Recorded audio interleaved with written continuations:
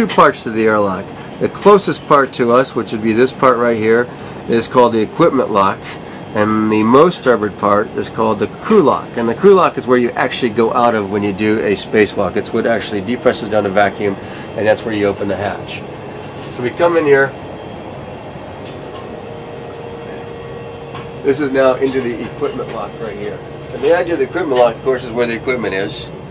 And then it's also where the suits are, and this is where we actually suit up.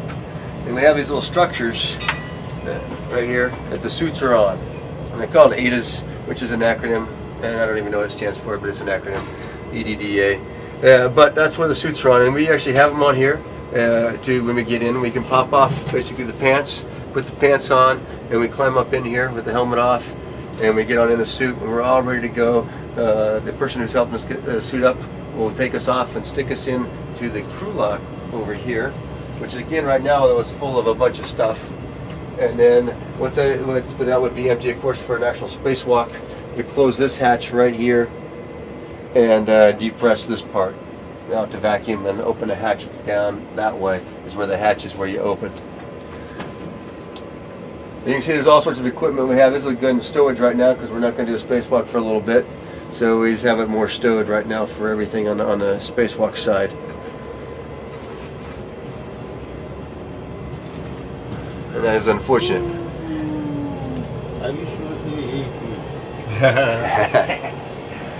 If you go down from here, which would be nadir in our speak, it's hard to show on this guy because you really can't see it. So basically we're at the lab and then we're going down towards Earth. If you look at it that way. So it doesn't really show it on here because it's blocked by the node 2. But if you go down right here, so we would be going from node 1 down nadir. This is actually called the PMM. And that's really us too, is a big stowage area. What we have down here is just pure stowage. That's what it's for. And we have all our supplies, food, extra equipment, other stuff like that that we need to have for months on board in case another vehicle doesn't come to resupply us. We need a bunch of equipment. So you can kind of look at that and see that that's just a bunch of stowage area. And it's also where we keep our trash. You know, we just can't throw the trash out on the curb every week up here.